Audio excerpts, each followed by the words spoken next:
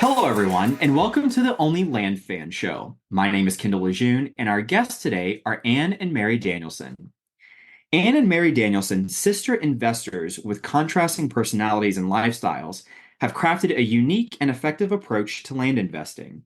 They have united their distinct skills and values to create a successful, lean operation. Operating as a 24-hour superhuman, they manage their business with limited social media presence, a single email, and a shared phone, effectively doubling their business last year. Their story demonstrates how contrasting personalities can synergistically achieve business success while remaining true to individual lifestyles and values. Mary and Ann, thanks so much for joining us. How are you guys today? Doing Hi, well. Kendall. Yeah, we're great. Thank you for having us. Absolutely. Thank you so much for joining us. It's so exciting to get this perspective today. So let's just jump right on in. How did you get started in doing land deals? We got started doing land deals during COVID, like a lot of people. I'm here in the Philippines and we had a really strict lockdown. So one person was allowed to leave the house for an hour a day and you had to stay on your block and wear a mask outside, but you could exercise just right in front of your house. And there was a security guard at each end. So I would just have to march up and down the hill. And I consumed every podcast on the planet and tried to find a way to direct my energy. And then I was listening to a lot of Bigger Pockets. And I think a lot of people start there. And then I stumbled into a guest that was on Bigger Pockets that led me into the rabbit hole. So I did a ton of research. And then I called Mary and I said, "What do you think about land investing? Should we try this?" And she said, "Sure." And Oh my gosh, I love it. I love it. So it's so funny. You hear some people say, I learned how to bake sourdough bread during COVID, and you guys learned how to flip land and run a land business. So I love that. So talk to us a little bit about how did you learn? You mentioned Bigger Pockets, you mentioned some other podcasts. How did you have a mentor or a coach? Did you go through a course? How did you guys learn the fundamentals of the land business? we started, like I said, I listened to literally Seth Williams and Land Academy, the Casual Fridays guys. And so I was putting together all the pieces, and I am a researcher. I'm a teacher by trade, you can know. Yes. Um, but then when I thought, okay, yeah, we can definitely do this. We can make this work. Then we did sign up and do Land Academy. And I think we sent our first mailer before we had even finished the program.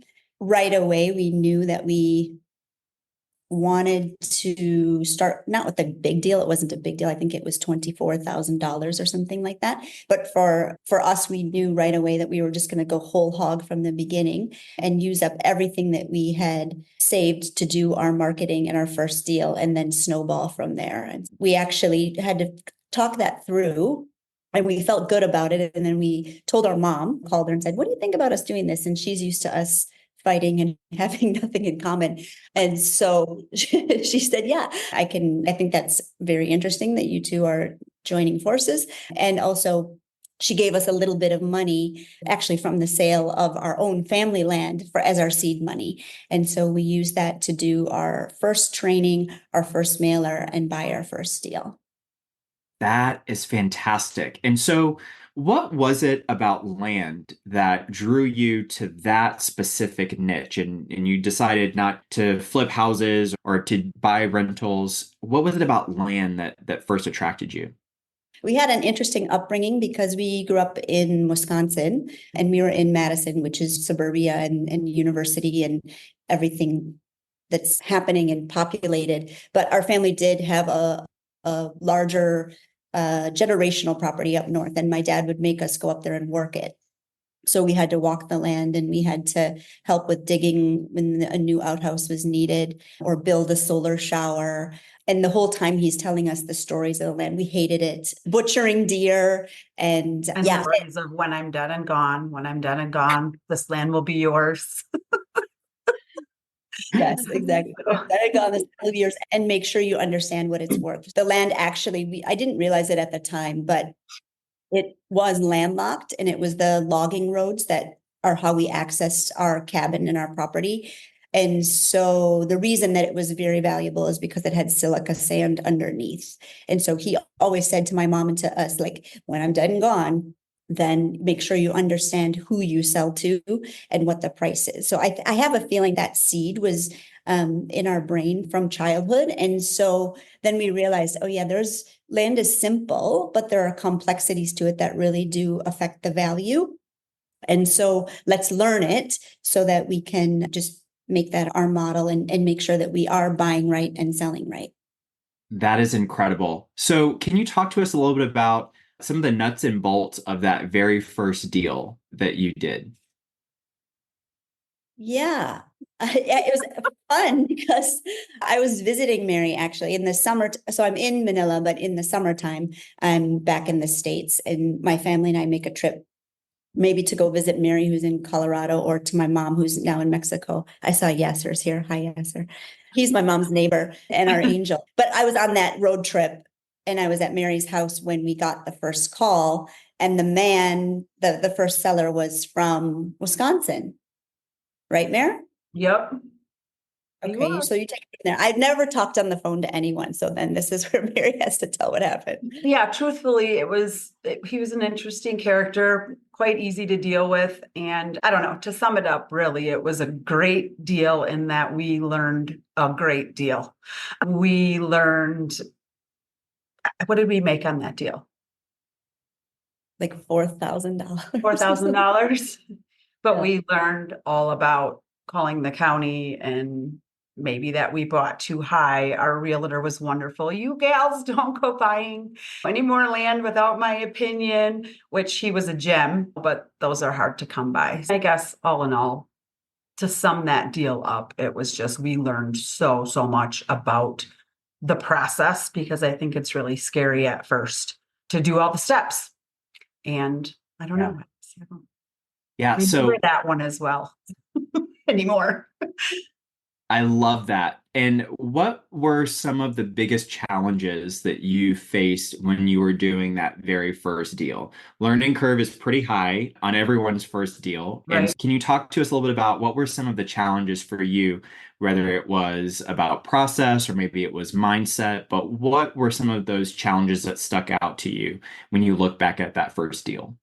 I think understanding probably like our offer price and that it can be negotiated from what you sent initially and understanding how and why you're going to negotiate down in this particular case. And then also, I think we got lucky with our realtor on this one, but finding a good realtor is usually the biggest challenge. What would you say? Yeah, I would agree. And I think because we didn't have someone walk the property in advance, that's the only deal that we've not had someone do boots on the ground before we have moved ahead. So I guess lesson learned on deal number one, that getting somebody out there is key, at least for us. I think the other thing that we learned is that the data, so that's the only deal we ever did in Kentucky, was so hard to come by and nothing was really automated. And it was a huge challenge because everything was a phone call or like physical mail. And so that taught us something too, that if you can go to where the data is easier to navigate, then it saves you a lot of headaches later. Yeah, that was another. Yeah, and helps you ask the right questions, Yeah. you know, to get to your new price. Yeah, that's really good. That's really good. So, what types of deals do you specialize in now? If you had to say, this is the type of deal that's our bread and butter in our business, what does that look like? I'm in charge of our data. So we have really unique roles, and I do everything that's data research, computer, and then Mary does everything that's stateside, phone, Teams, that way. So for me, when I'm looking at our deals, I'm thinking of, we don't mail anything with a value that's under maybe 60,000. We try for deals that are over 10 acres. Obviously, all the usual indicators once we get the mail back, but we're on the lookout for subdivides because now that we've done a few, we know that we like it. The process isn't that difficult. We have good teams set up. And so as long as we're looking for properties that are over 10 acres, that could be a two parcel split and then upwards from there. I would say that subdivides are our current deal, to the point that we're even shifting our marketing Mm. to more of our friend calls it our sniper approach. And so we were shotgun and now we're more sniper in that we are sending our lists to VAs who scrub for the size of the parcel first. Obviously, we can filter that out. That's not really part of what they're looking at, but they look at, is there enough land access or road access, sorry. And then from there, they make sure no floodplain, no wetlands, no transmission line through the middle of it, because we've already had one of those too. And then if all of those check the boxes, then they look at the topography to see, is this a subdivide candidate or not? And that brings our lists down to probably 15% of what they once were. And then that allows us either to call or mail from there, knowing what we're getting back. And I think for the front end, from my stage of the process, it saves us on mail. And on Mary's stage, it saves on not getting calls back from properties that we don't want anyway. And I know we said that we're all about scaling lean, and that is how we scale lean, that's how we trim the fat. Yeah, that's fantastic. So just to clarify, you have some virtual assistants that are screen scrubbing. So are they pulling every single, let's say every single property that's on your contact sheet that you're pulling, they're opening it up on some type of map software and they're looking for these physical characteristics. And if there's no road access, we're scrapping it, right? Yep. Yeah, and even to the point of a little road access, we're scrapping it. So Excellent. it has to, they're really quick. They have their two screens open. Actually, it's the couple is a fiance, they're fiance, and they have their screens open and they go between MapRight, Land ID, whatever we call it these days, and the data. And in under a minute, they can do all of those things. So a minute a record. So it's slow, and you have to do backwards planning, because if it takes a long time to scrub through all of that data, then you have to have the scrubbers working. Now, what I think about is 2 months ahead of when you need the information. Yeah, that's really good. So if someone's listening to this and they say, you know what, we're used to the shotgun approach, we're used to just doing sort of infill lots, maybe some rural recreational, but want to get into subdivides. What was the biggest shift that you had to make mentally and in your approach from from that shotgun method to the more sniper approach of subdivides? Everything is slower when a subdivide is involved, because at least where we are, the surveyors are quite far out, and the perk guys, for us to, once we get down, it depends on which county we're in and how low we're going with the acreage, but if you have to wait for perks. So I think understanding that the process is a little bit slower, also that the capital required is more, and So is the profit. and so is the profit. Yeah, we're not in the speed infill game. I think we're willing to slow things down and to do bigger deals and to take the time for the profit. And that pace feels good for us, maybe because we're ladies, maybe because we're older, but we don't need a lot of rapid fire. Wait, so we don't need what is that called? Like a ammunition, like the rapid fire. We don't need that. Shotgun, we don't need that. Or snipers. Yeah. Right. Excellent. Excellent. And so what is the typical cash conversion cycle for a subdivide deal that you would do? We did a pretty inefficient one. Would you like to hear about the inefficient? We would love to hear about the inefficient one. Our inefficient one started with Mary doing snail mail Yep. to the, because she didn't own a phone. Yes. Okay, go ahead, Mary. Yeah, no, I ended up making an initial contact with the lady, and then her and her son shared a phone, and he was at work most of the day. And so I would leave messages for him to call me back. And a week and a half later, they would. And then I was like, okay, how do I get a hold of you in a little bit easier fashion? Our title company was ready to go to their house. You name it. I'm not lying. We sent everything snail mail, next day mail, because it was when I talked to her, I'm like, okay, I need to make this phone call count. Sure. So that was how that one started. And then like I said, the day of closing, the title company's calling me like, okay, they called and said they're on their way. They're not here. If they call again, we're going to tell them we'll meet them at their house. They ended up showing up. It closed, and that was that. Oh my gosh. And can you talk to us? You mentioned about the margins are higher, obviously, in the subdivide. So can you give us some numbers from some of the deals that you've done? What would an average net profit on a subdivide look like for you guys? Sure. Yeah, we can answer that actually even within this same really inefficient deal. We did get a very good deal on that property. It was about 33 acres. And our purchase price was 62,000 plus 7,000 in back taxes. And so we were right around, I don't know, 71 or something, on the buy end. And 11 months later, after some detours with realtors, this is a little bit of an important detail because we chose a realtor in that area because we saw that he had like comps nearby from another split.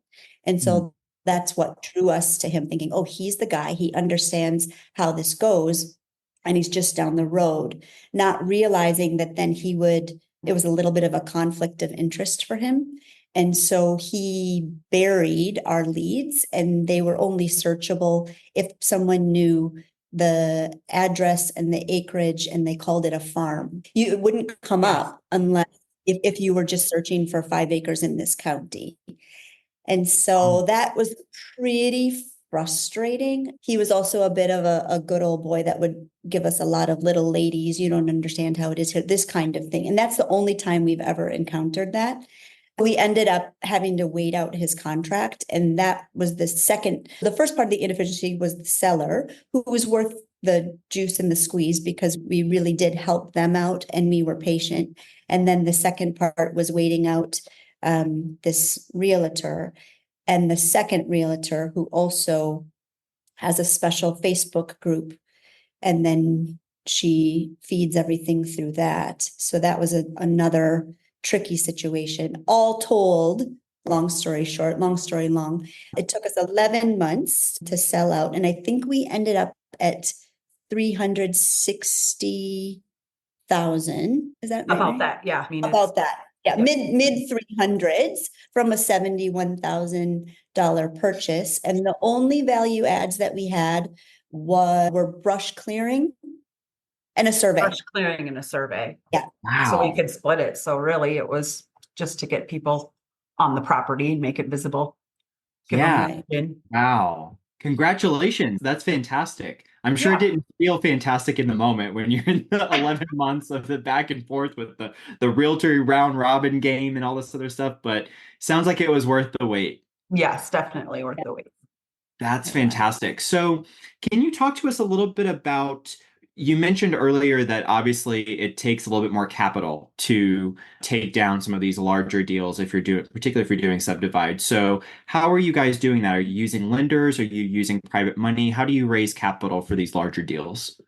Till now, we've used all of our own funds. So that first little snowball, we've grown it and we've hardly taken any money out of the company. And so we just keep, rolling it.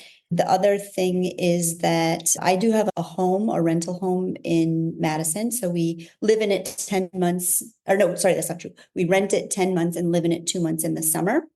So that's considered a business.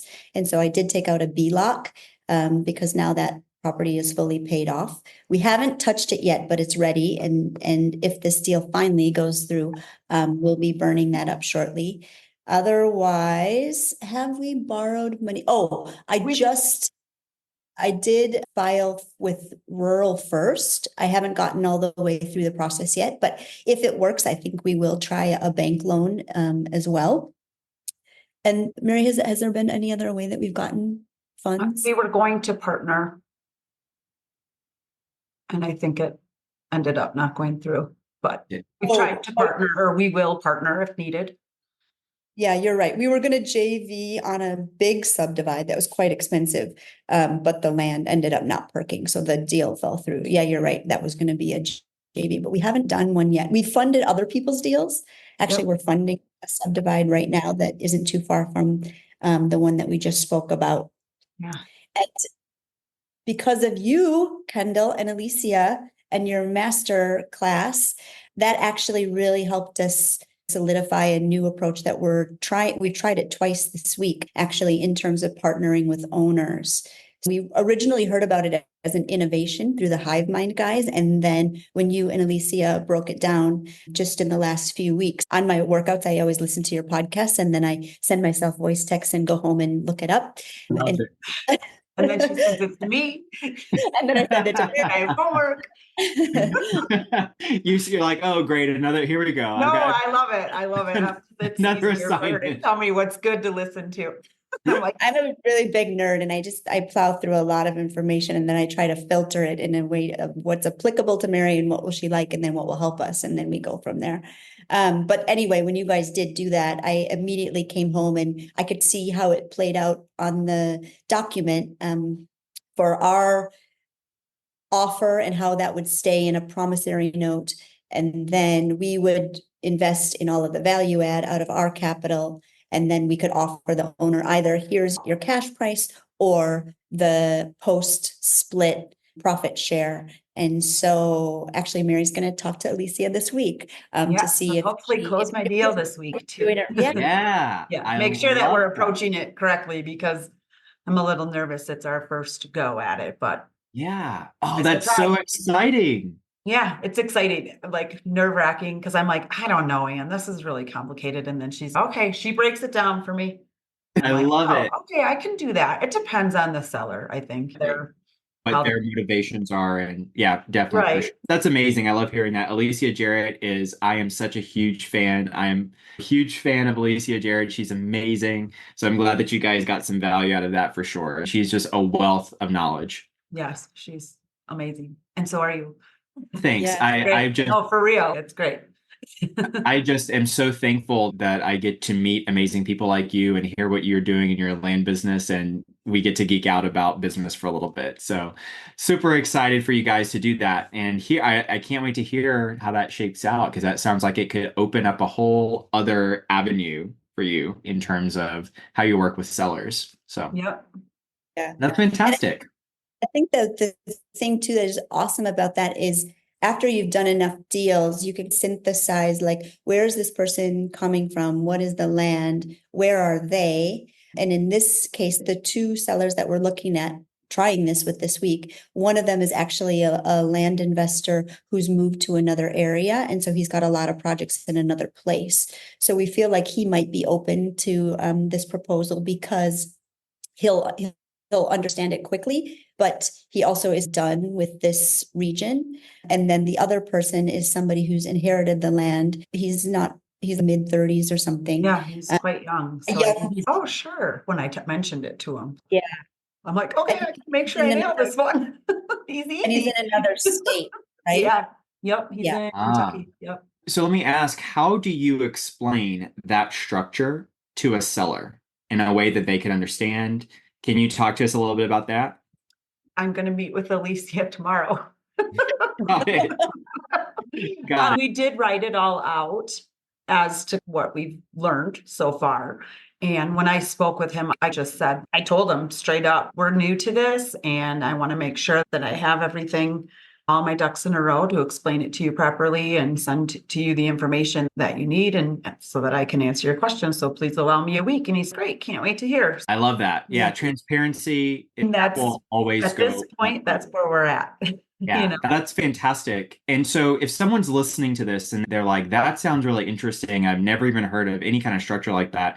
Can you talk just a little bit about what your understanding of it is and what you're aiming to do with this type of deal? Sure. Pretty much, we're offering the seller two options. I'll talk with the specifics of the Hilliard mare. So option one is we would offer him 450,000 cash. He actually told us his title company. So we said, great, your title company, here's the cash price, and we'll have a 30 to 60-day close. And option two is at the project's close, the offer will be north of 696,000. So it's a very conservative underwriting process. And then breaking that down, The original 450 offer would go into a promissory note. And then the value adds of 3 perks, the survey, the attorney's fee for writing up the actual contract, and then the land clearing for the 3 lots would be shared and divided, and then the profits split between the 2 of us. The question, and this is why Mary is so excited to talk to Alicia, is just how you roll out the basics, right? So the option 1 and the option 2 with just the figures versus the itemization of the project. And so we feel like the answer is we want to be very transparent. We're a little bit concerned that if we share all of the nitty-gritty details at the beginning, that the seller can easily say, great, thanks for the idea. And then they can now they've got their lesson plan. I'm a teacher, so that I feel like it is a kind of a lesson. And so we just want to make sure that we build trust and we take our time, and then we are clear about everything, but that we unroll it in a way that makes everybody feel comfortable, but also everybody's protected. Yes, I love that. And so if someone's listening to this and saying, okay, that sounds interesting, but what is the benefit for you if he were to go like with either option? What would the benefit be to you as the investor if he went with option 1 or option 2? Option 1 is that the drawback is we have to come up with $450,000 in 30 to 60, 90 or 30 to 60 days, which that's just a lot of capital to lay out. And then now that we know that subdivides can take a while, then we're out that capital for however long it takes for the project to close. Not only that, but then also the investment for the value adds. Option 2 means that we don't have to come up with the initial capital because it's there. It's just set aside for that to pay from the end. And then the only thing we have to come up with, I think it ends up being about 38,000 in the prices of all of the value adds. And then the drawback for option 2 is that we would be sharing the profits of the project 50-50 with the owner. The owner. Got it. And is that 450 cash price, is that retail value for the lot as it sits, or is it a discount, or what is that? Actually, it is market value. And that is going to be one of the things that we lead with, is to say, we are literally bringing you a cash offer for market value. And we wonder, could we get it for less? But I don't think that we could, because the seller is one of these people that isn't that highly motivated. He doesn't really need the money right now, and he doesn't need it quickly. So that's why also option 2 might be a good fit for him. But I don't think he'll budge for under market value, because he's savvy and he can do his research. And for us, that's actually part of the draw too, and why this is a good model for us. We don't really like lowballing, and we don't really bargain basement hunting. We actually do being a value add. And in this circumstance, we haven't yet gone straight to the MLS for these deals, but there's not a reason not to. So once we know our market well, and we know how long the project will take, and that, yes, we can get these properties sold in a reasonable amount of time, then it does also help us in terms of marketing to think, okay, we can pluck some of these off of the MLS because the seller is sitting there. And we also might be able to get a better deal if the property has been on the market for a while. Absolutely. Yeah, that's really cool.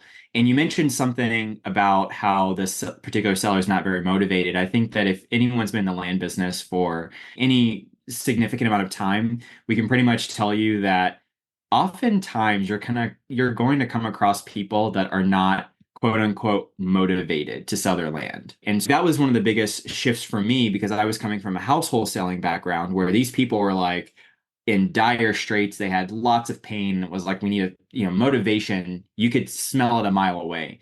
It's very different for landowners. Oftentimes we don't come across that level of motivation. So it's very cool that this allows for just opening up that seller pool for the deals that you do. So I'm super excited to see how this shakes out. Please keep us posted. This is very cool. So how many subdivide deals would you say that you do a year? Not a lot. The 2024 focus. What does that sound? Got Oh, it. We're slow burn people. So Yeah. we aren't really trying to cycle through a lot. We're really just trying to focus. And I would say we would never want to have more than two going at a time. Mm, that's really interesting. Can you elaborate a little bit more on why would you only want two at a time?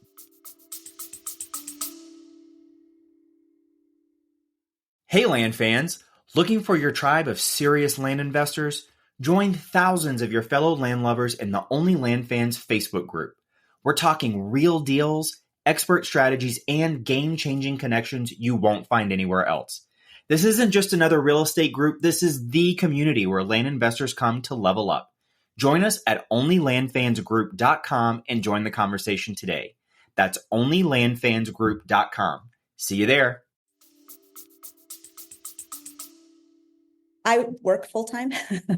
So that's a big part of it. I think my bandwidth is limited. I have the time before school and I have the time after school and then some blocks on the weekend. And for Mary, she has a really involved life too she has kids that both play club sports. And she has to drive them everywhere and go to all these tournaments and things. So for us, a subdivide deal is good because nothing is an emergency.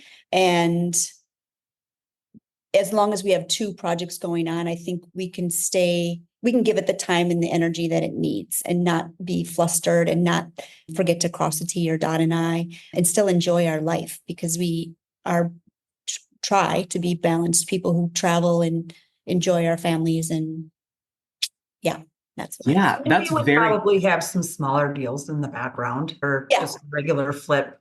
Or not that we're not trying to get other deals, but as far as like a Mhm. subdivide was concerned, we would definitely Yeah, two's good. there you go. Yeah, cherry pick and yeah, very well. One of the really cool things about that, and it makes it even that much more impressive, is to hear, oh, you guys did a $360,000 deal while having full-time jobs and living full-time lives. Like it's possible that you can do that. So can you talk a little bit about that balance? How do you balance running a six-figure, seven-figure land business with full-time job, kids, all of the things, busy life, travel? How do you balance all of that? A big time optimizer. Before I even found real estate, I was always listening to optimization type mindset, life hack type podcasts. And so I do really do a lot of time blocking and Mary does as well. So we think about what are the tasks we have to fulfill and what requires 100% of our focus, or you guys called it a 10 out of 10. Nothing else is happening. I'm doing this thing right now. And then what can be done when, in Mary's case, she's driving her kids everywhere. Can she be calling sellers? Or if she's waiting in the hockey parking lot, can she be doing those tasks? So part of it is defining what does the task require? And then in a day, what is the window of time that it takes? If it's a short task, and you have 20 minutes, what can be done with that 20 minutes? If it is involved, when do you have the time in your week or your day to really dig in? So we take on the weekend, for sure, it's usually Mary's Friday night and my Saturday morning. We have about a 3 to 5 hour meeting, and that's when we do all of our deal deep dives.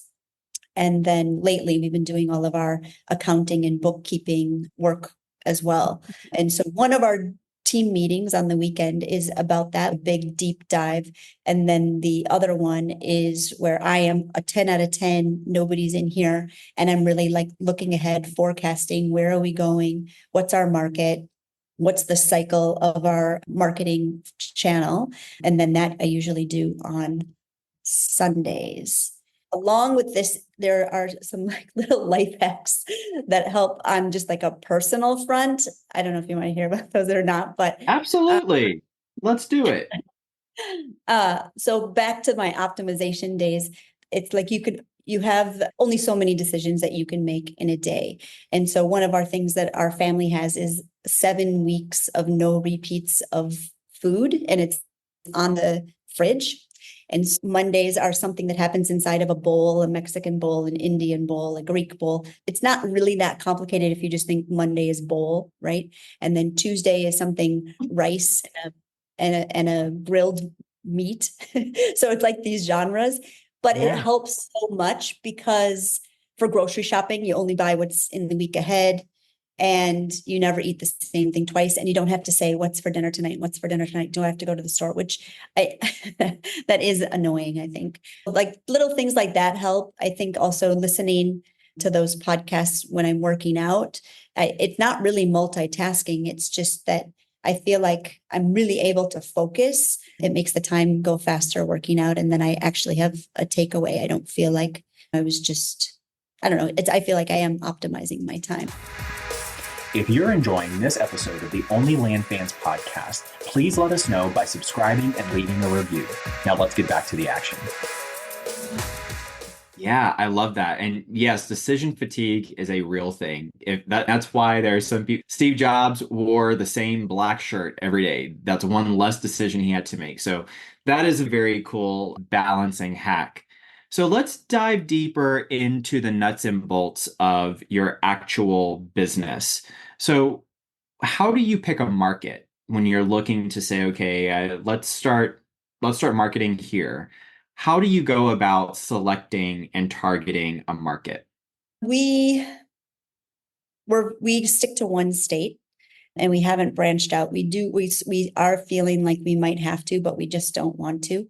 And so the markets that we're choosing are markets that are either staying the same or growing, markets where the 90-day solds are reasonable compared to the ratio, the sold to sale ratio is favorable. And I did shift to 90 days since, markets have changed. I think when we started out, we maybe were at a year, then we were at 6 months. And now I just think, I just want to look at the last 90 days. And let's see, there's a couple of places too that we've just eliminated because of topography. So we're in a place where if everything comes back on the side of a mountain, it makes the process really hard. For our markets, we have left out a few mountains. Got it. And for those 90-day sell-through rates, what would you consider to be favorable? It's all relative, right? I actually have no idea of how it compares to other places in the country, but within the region, the one that I did yesterday, I think everything was above 1 to 3. Okay, 30, right around the 30%, I think was the low end of that. And if I back out, sometimes if I'm like, I'm not sure, then I do look at 6 months and a year to see, is it going to sell? It just takes longer, but yeah, what is the sell-through rate? Excellent. And so when you are looking for deals, you mentioned your criteria was a minimum of 60K, that you looked for 10 acres and above. Is there a max of the value of the property, or you just set a minimum and you take everything above that? It's funny they asked that because this is the question. We are wondering this as well. Because now we've pretty much maxed out our private capital. And for us to go bigger, things are coming our way that are larger deals. And we have them in this column of the big dog deal and figuring out, is there a way that we can take them down? And then what's our structure going to be? Are we going to team with somebody else? Are we going to just try to get some bank financing? That's exactly our question, Kendall. Got it. So keep us posted on that. So what was your ceiling before you just said, okay, let's look at some big dog deals? What was your ceiling before? In terms of market value, I would say we always from the beginning mailed up to 250,000 market value. Okay. And then it wasn't that long after that I just didn't put an end point. Yeah. We're ready. Why? We'll figure it out. Yeah. That's it. Very good. Very good. Let's dig into your marketing method. So you mentioned mail. Are you doing any other type of marketing, ringless voicemails, text messages? Talk to us about what your marketing strategies look like. We've only mailed a 2-page blind offer until last December. Our actual mail piece was not based on a template. I'm an artist, so I don't really like to follow anybody's anything. And so we made it up. because that's just what you do in land investing. You just make it up. Yeah. And I think that has really worked well for us. Last year we had an offer for every 1,908 pieces of mail, Wow. which I actually feel quite good about. I think that number is good. Now keep in mind, we only mailed 18,507. Yeah, we don't mail a lot, but until last December, we only mailed. Last December, we decided to take it off of mailing because of the reason a lot of people do that. Maybe it's the holiday, maybe people are getting too much mail and they're not checking it. We both had big vacations planned and we wanted to just enjoy the holiday. And so we did switch to cold calling for the first time in December. How is that? Mayor? We've Mixed feelings. Okay, let's hear them. overall, of course, we get more leads, and there's a lot of really good properties. I think sometimes though, there's just like a little bit of a language barrier. And so sometimes I'm like, are they serious? Are they being sarcastic? Because when I try to call them back, like the lead sounds wonderful. And then they're like, no, but we have had some really good leads from it. There's more leads, and it definitely probably made us decide, yep, let's do subdivides because we have options. I feel like there's more options and better properties. However, Yeah, you have to uncover them. I'm sorry. It's been taxing for Mary in terms of how many people she has to call back and then find out if they're actually motivated, which obviously isn't the case with mailers. The difference is that if our model is that we can come closer to market price, like Mary said, because it's a good subdivide, then those are the kind of leads that we will get from cold calls. If we are able to feel them out and either team with them, like you're teaching us to do, or we know that there's a value add and we can come closer to market, then we call it also we're in the slow burn with a few of those. Yep. Yeah. Yeah, that's a really excellent point that you bring up is I think a lot of people, like when we think about what marketing strategy we want to use, one of the things that's often overlooked is it's not just what gets leads, but also what do you have the bandwidth to process those leads when they come in. So I know a lot of people like mail just because it is a little bit slower because they have a little bit more time to be able to handle those leads versus, okay, you got 31 leads and you need to make calls within the next 12 hours to get those leads. Interesting. Do you retarget your mail pieces or is it just one and done? What does that cadence look like for you? I'm feeling better about our cadence because we were tone deaf and until now. It was a little bit like, oh, how about this one? How about this one? Based on when I did the market research, what was looking good. But that was also because in our first year, we knew we were going to try this state and then we just bopped around.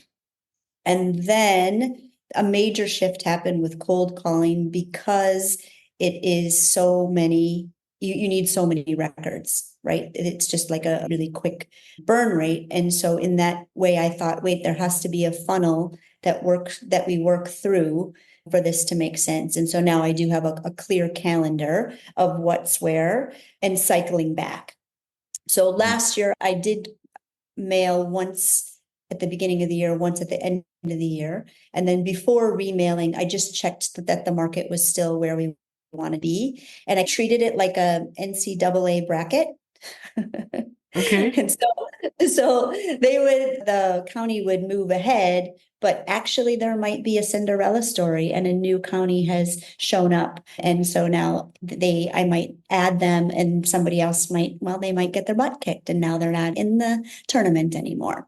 Okay. And so I'm still using that there's this funnel or this channel, but also staying current with the market to say, yeah, they've done well in the past. Is there somebody else now that we need to be paying attention to? Excellent. That's very cool. Very cool. So when you're talking with sellers, it sounds like you guys are able to pay close to market value. You're not trying to negotiate people down to where you're getting this property for pennies on the dollar per acre. But what types of follow-up processes and negotiation processes do you go through when you are nurturing a lead?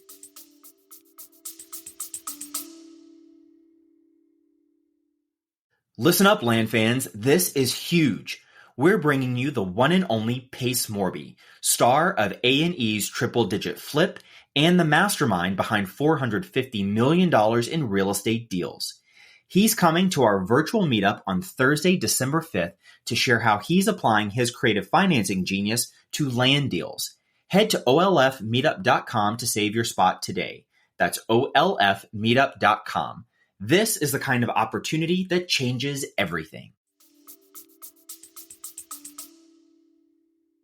I don't know. I guess I just start with my initial call and try to figure out exactly why they're selling, if they know the neighbors, what's their motivation. And then I usually just end with, I'll get back to you. Take away whatever information that they gave me to see if we are able to maybe negotiate. And then usually I call back and after talking with Anne, I'm like, okay, nope, this is where we're at. So then it gives me a little bit more confidence to just say, this is our offer. And I understand if you can't take it, but here's my number. And I think we got one phone call back actually a couple of weeks ago that it was like, hey, what'd you guys decide? I'm like, I've talked to you 3 times and told you this is our number. So I'm not convinced that he actually has that other buyer. So I'm assuming that I'll hear from him within the next month. Yeah. And we Yeah. send them like cookies. Yeah, we sent him Right? cookies. You're right. Okay, I have to hear about this Cookies cookie. work. This is a cookies. Okay, so talk to us about the cookies follow-up strategy. Okay, We so got to hear about this. sometimes, like I said, when I talk to my callers, I do try to listen to their story very closely. And sometimes we send cookies if they're maybe a little older or lonely. One time I sent a friendly bird to a little lonely lady. Yeah. Just because sometimes we sweeten the deal. I Yeah. don't know. What would you say, Anne? Well, actually, that cookie guy that I'm thinking about, he Yeah. keeps our cookies in the freezer and he takes them out when his grandkids come over and he eats the cookie. Why not think about the Danielson girls when the grandkids come over? Every time. Exactly. Every And time. maybe you're ready now. Yeah, give us a ring. And Yeah. you remember that from Joelle and her cookies? Yep. Yeah. That Ed might is so cool. We send cookies. That's a good. So, what kind are these, like crumble cookies, or what kind of cookies are we talking about here? We sent Sweet Sweet girl. Girl. Say it again. Which kind? Sweet Girl. We heard about them from one of our groups that Ed is in as well. And she just said, yeah, sometimes I just send cookies. And I'm like, what is she talking about? And then I'm like, we're sending cookies to this guy. It's going to be great. We don't Yeah. send them to everybody. They're not Sure. cheap. They're not expensive, but they're not cheap. Yeah. We're like, We he send kind of, the title companies too. When yes. we've been in the butt for the title company, sometimes too, we send donuts or cookies, or I think one time they said, thank you for all your gifts, but we preferred Chick-fil-A. So we're like, okay, Yes. no. Okay. I hate for a gift to go to waste. Noted. It's too funny. But that's really great because it really does speak to considering what is your customer experience like. And I think that that's just brilliant. It's so good. Let's talk a little bit about your dispo process. Whenever you are taking these deals down, obviously you're buying them, you're holding them, you are using a real estate agent to sell these properties, right? Sounds like you've had quite a lot of experience with different real estate agents. And so, what are some of the tips that you can give us in terms of how you find and source really good real estate agents to work with? We have had a lot of experience. Our first agent that we loved, we call him Bad Boyfriend, because he is so good and then he ghosts and then he comes back and he's so good and then he ghosts and he comes but We have Bad a lot of Boyfriend, nicknames, okay? Bad we have boyfriend. He's a Bad Boyfriend. Yeah, and we keep him around because we bought a deal for 27 that he ended up selling to the US government for a housing project. And so he was a bad boyfriend then too, because he said, this is a great deal, just take it, you don't need all the details. And we're thinking, we don't really operate that way. And we don't, like, it felt, we were worried it was like a Russian investor or something, because he said, I can't tell you their identity, just believe me, when they get to this stage of the due diligence, I'll let you know. And so he's a man of mystery, bad boyfriend, and he comes and he goes. But we do keep him around because there's a certain property that he's perfect for. And he's really good with large, rural, recreational, expensive land. So bad boyfriend has a place. And then we have a couple of dingbats. The dingbats are all, we will use them if we have a small owner finance type deal in their area, because why not? They're nice enough, and we just keep them around. And then we have our, like, Mary's land crush guy. He is my crush. I love him so much. Oh, Yeah, I think truthfully, like this, my land crush is, he's just responsive. Number one, if they do not respond, move on. Like literally within 24 hours. They are realtors. Realtors work literally all week, every day, all the time. The other thing is, I think, just being really honest about what you're doing, because some of them are like, do you have this? Do you have that? Do you have this? And I get that. But if they aren't willing to walk the property without all of the purchase agreement and everything like that, even though we have permission, that's okay. But it's actually really seeking your opinion because we're conflicted. We can see everything on the computer and we let them know that, but we need you to walk it. And if you're not willing, then you're probably not our best land realtor. So this to the area, literally they'll come back and tell you, oh yeah, I know right where that is. And that's awesome. There's just so many things they can say that you're like, no way, or absolutely great. They already know where it is, or they already tried to sell it. And they're telling you from the get-go, don't buy it. That was actually a bad boyfriend last week. I said, nah, I've already been there. And interesting. so like that, just take their trust your gut. Yeah. So this is actually a good life hack too, or like a good tip. Is when you have the person that you can count on for that county or for that region, now we just have a running record. And it's a table that has the properties that we're considering, and we give them a shared link to it. When they have time, they can go in, or if they think, oh, I'm going to be in that neighborhood, I'll drop by. And then if something is a fire, it gets a fire emoji. And then we tell them, fire, don't just check it when you're leisure. This time you get over there. And I would say that we have 3, 2.5 all stars that they have their own document that we share, where we're just continuing to populate it, and then they can give us feedback when they're there.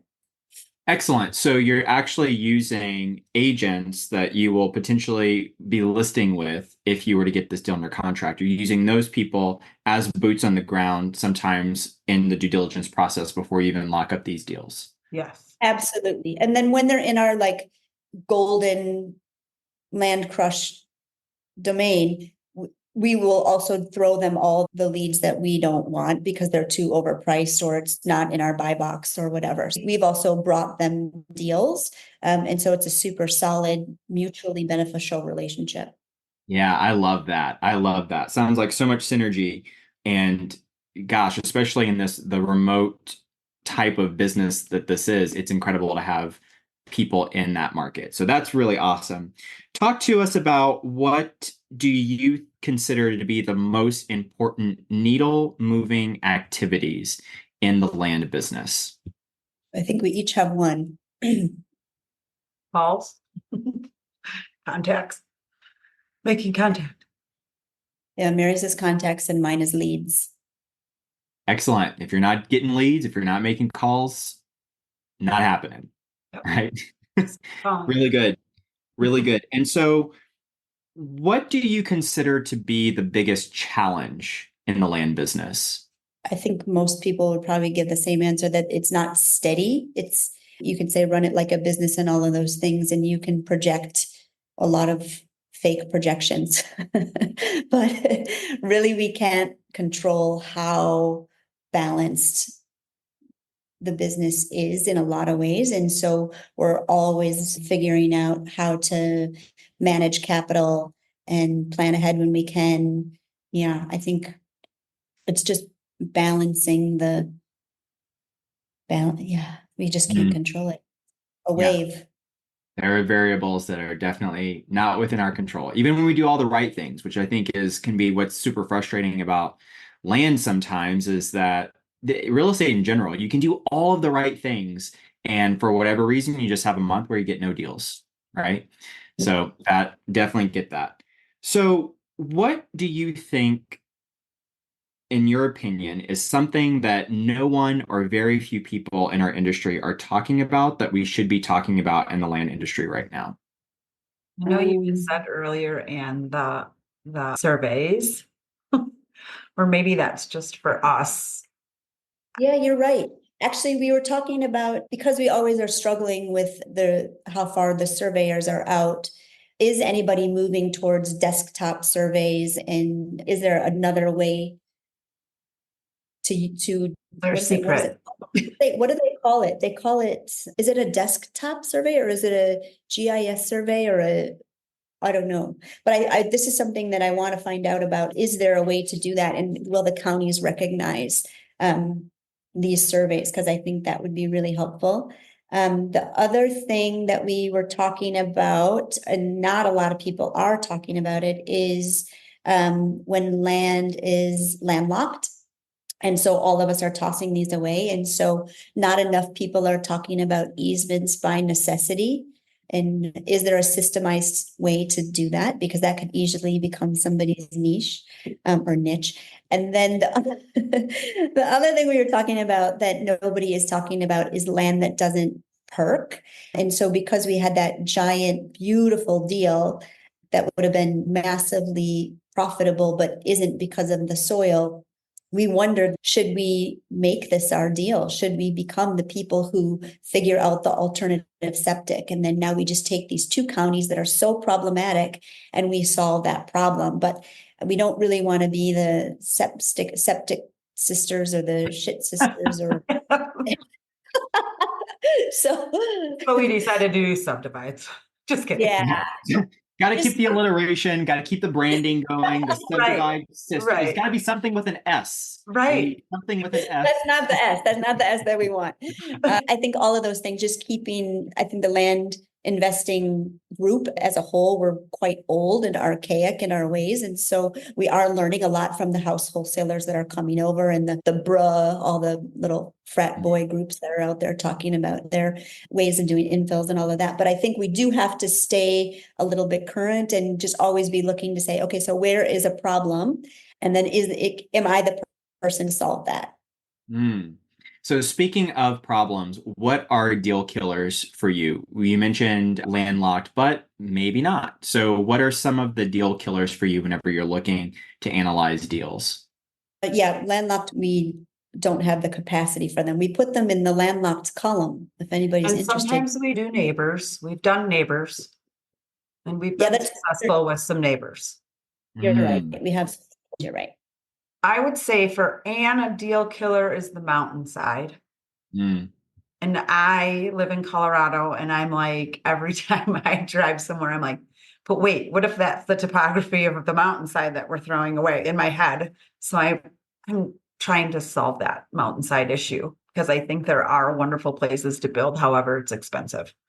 Yeah, We've tried to excellent. do some roads to get them into the mountainside, but Anne was not a fan. And We're no did there. mountain, no, no. No mountains, for sure, no wetlands. I'm sure people do want it for duck hunting. It's just we haven't really done. I think we thought we were going to do like the hunting land, but we haven't. Got it. Got it. So And so what is your definition of success? go ahead, Annie.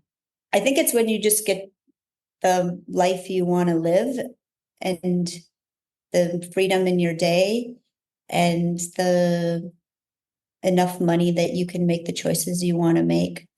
Yeah, I think yeah, I'll always travel even if I'm broke.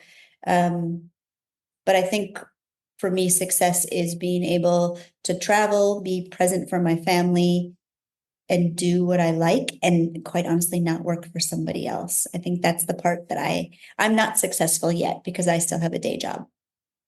I'm really successful. I only work for my sister. Just Mm. kidding.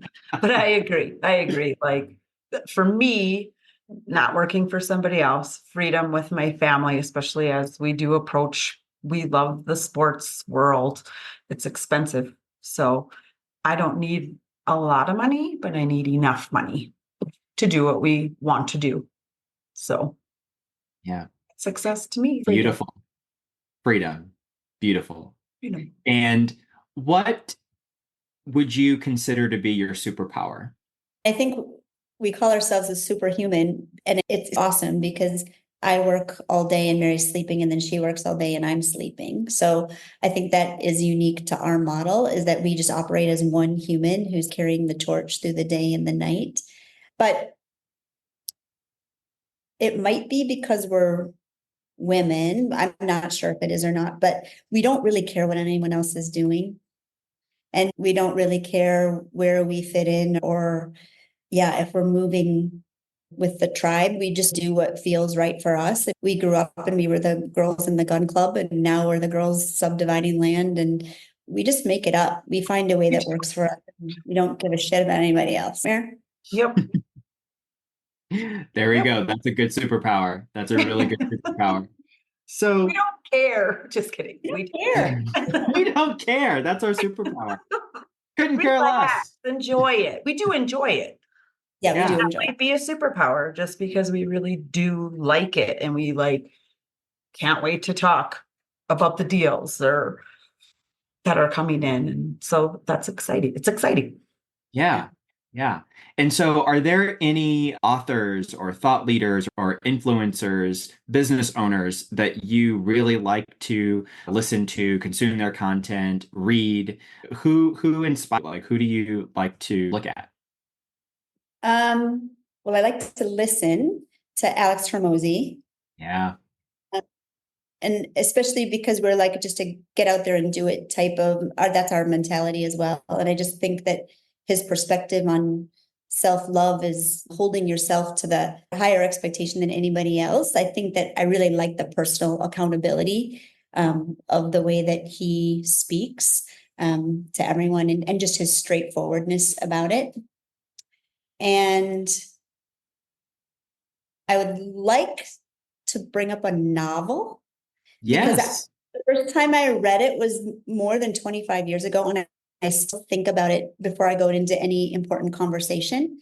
So it's The Pillars of the Earth by Ken Okay. Follett.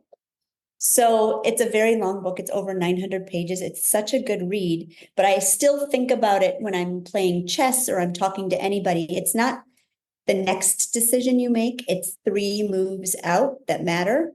So when you're making a big decision or you're having a big conversation, thinking about what do you want the outcome to be, and then backwards planning from there, and then thinking, so what do I do now to get me to that place? And so there's all these complex relationships and webs and things in this book that I still think about, like what do I have to do now to get to what I want the outcome to be? Even more than any business book. That's great. That sounds like it's right up my alley. I love stuff like that. I was going Really. to write it down until she said 900 pages. You're like, yeah. Oh no. Not happening. Oh, sorry, but facts here. Maybe you could get the abridged version or the cliff notes. Or the audio version. I Yeah. have a lot of hockey drives.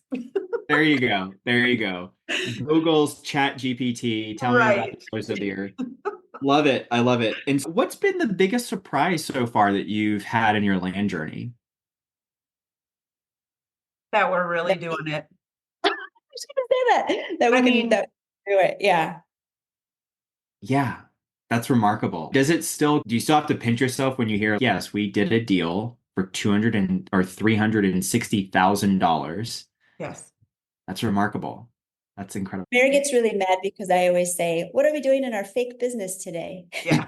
Sometimes it feels fake, especially when we have to do the taxes stuff. I'm like, oh, Yeah, this is No. not fake here. Taxes and payroll, like what? This is, I'm just Yeah, pretending. Yeah, but it's true. I love Big that. So business, but it's a real one, and I think we're doing okay. We're doing a And I real think business. you almost get to work for yourself. Close. almost. So you mentioned payroll. Can you talk to us a little about what your team looks like in your business right now? You're looking at them. It's Yeah. the two of us. Um, we recently have two VAs. And then we have my daughters that are not that helpful, but bright. If I need them to do something, I can make them clock in. Or if they need something, they broke their iPhone and they need a new one, I can make them run comps and do things. And we do pay our kids, actually. That is part of we've done some restructuring with our LLC and S Corp elections to make sure that we can actually use them in a way that is strategic. And they need the life skills, quite honestly. So my kids help Hopefully they do the sometimes. same someday. Yeah, exactly. That's true. So yeah, we have two VAs.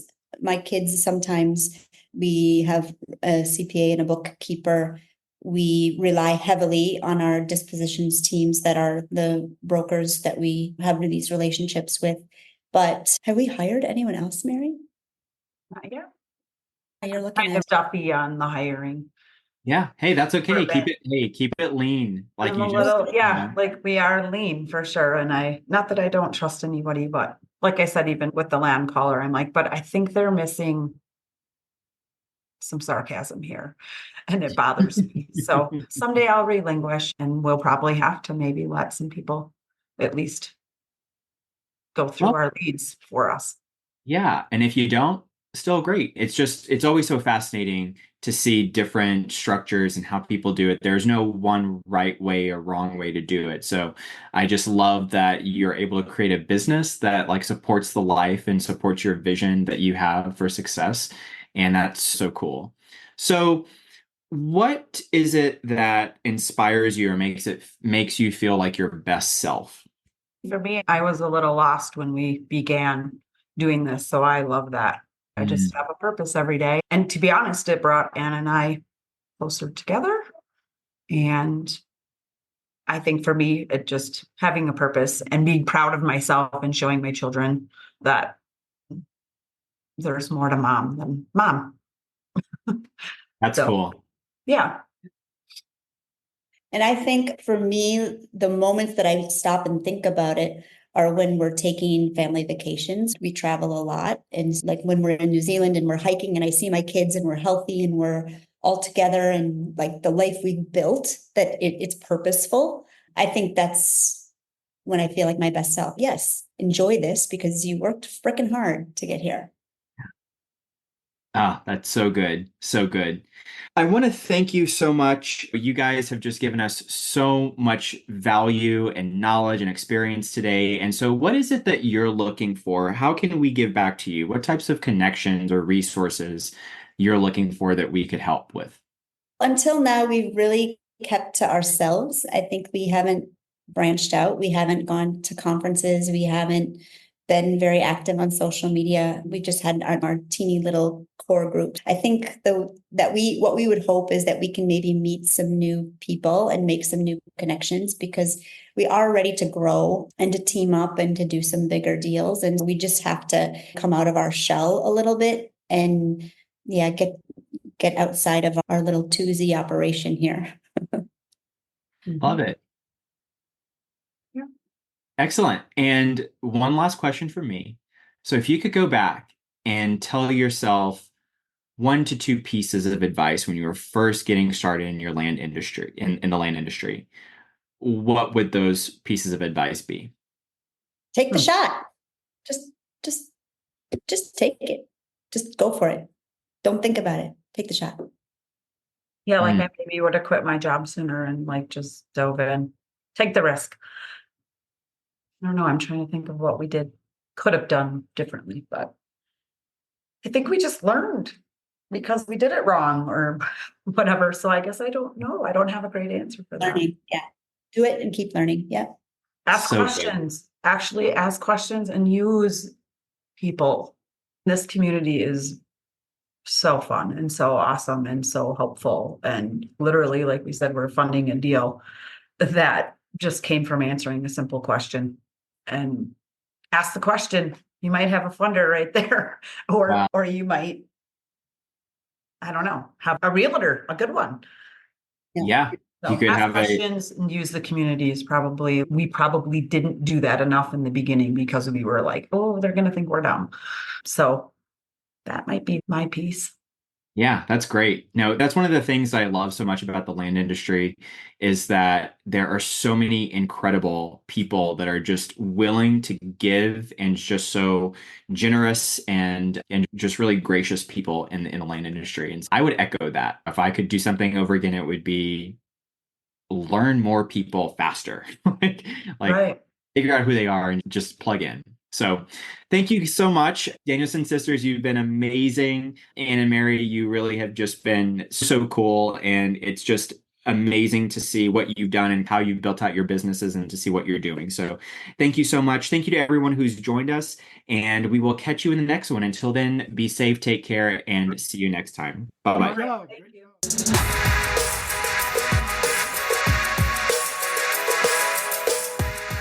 If you're interested in hearing from other seven-figure land flippers about how they've started and run their businesses, then join us at onlylandfans.com.